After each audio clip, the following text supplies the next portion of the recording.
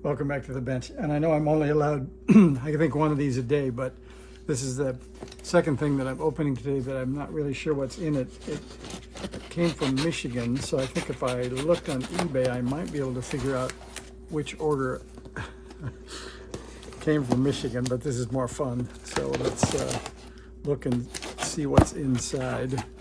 It came USPS Priority Mail and only slightly abused, but I don't think anything that would probably cause damage to the interior.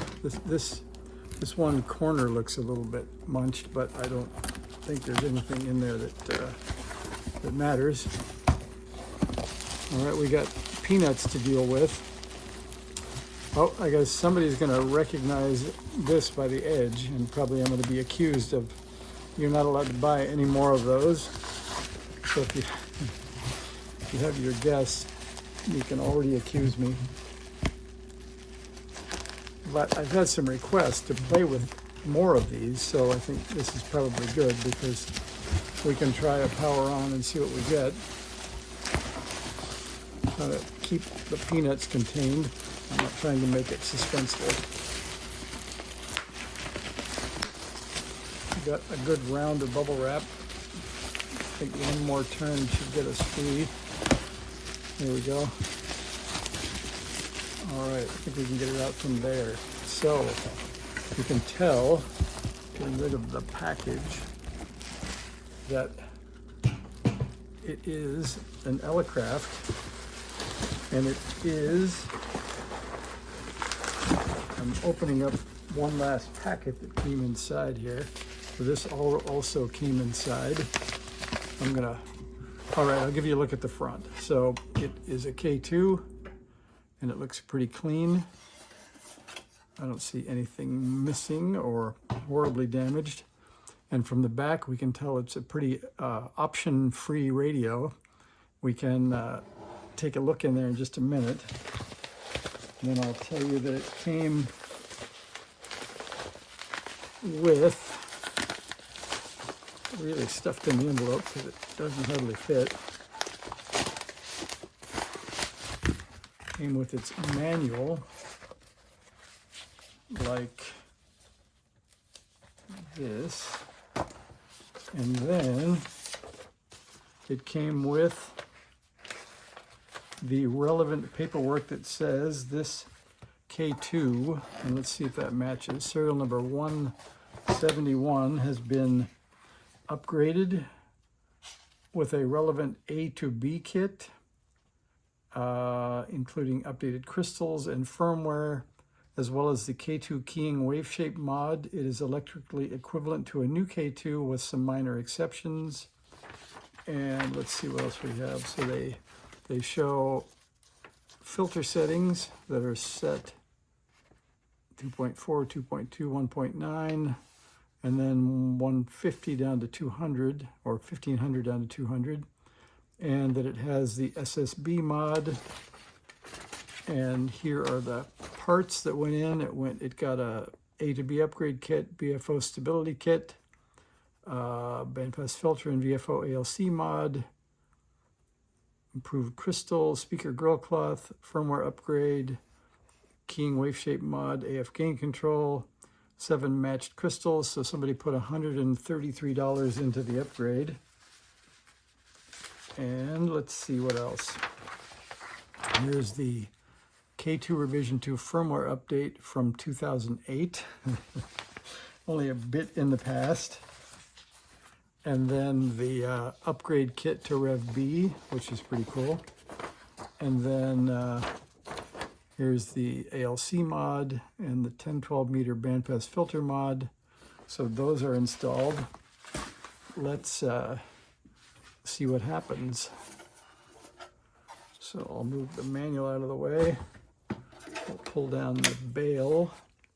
We have a trusty antenna here, and I think some power back here somewhere.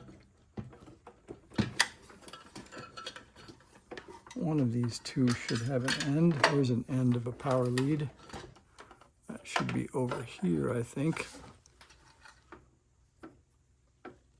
Oh, over here, sorry. And we got to switch in the antenna. Ready for the power up? Here we go. I'll zoom in a little so you can get the full effect here. All right, here we go. So it wakes up on 7031, and I will switch over to 40-meter dipole with no tuner attached. And let's see where the filter is. There's the wide. We will turn down the AF and turn up the RF for a little bit. Oh, that's really super stiff. Good sign though, it receives right out of the box.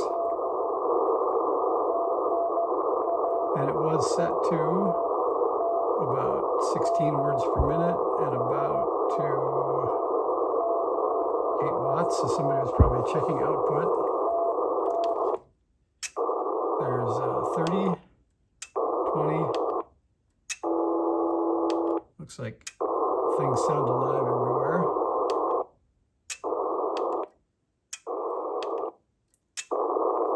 That's pretty good news.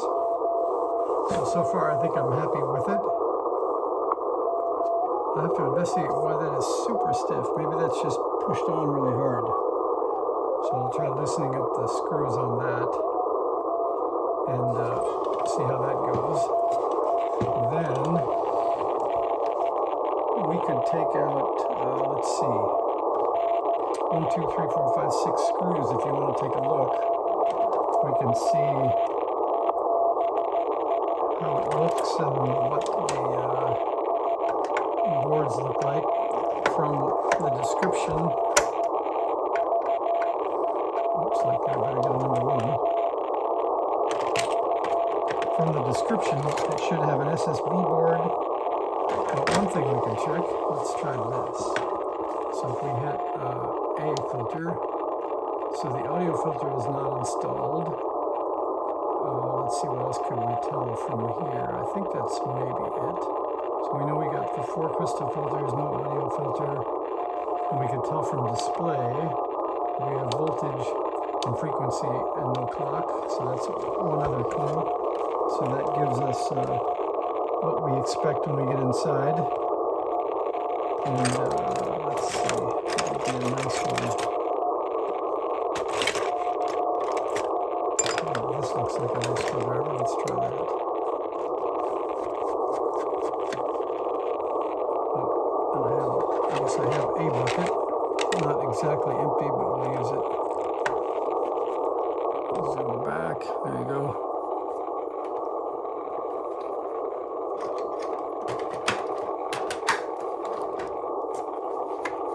Two, 3, and that's a clue. You can do the 2 on the sides and avoid having to do 4 on the top.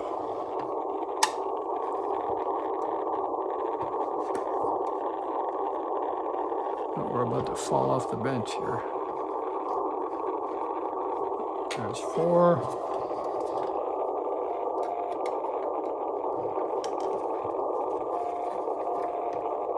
5. And now trying not to drop any screws inside or drop the cover inside.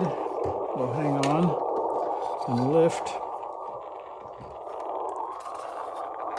So it came nicely with the frequency counter probe wire attached. That's good. And you can see that it actually doesn't have sideband option. It's kind of concerning since I think it was upgraded and showed the bandwidth of the sideband filters. So no noise blanker, no sideband, and apparently does have the new crystals though, that's good. And the firmware version, we'll zoom in for you up there. So that is 2.04R, and the MCU is 109, so that's good news. So I think we got a pretty good radio. we're going to give it a shot. We'll get it on the air. We'll do a quick session and see if we can work a station next.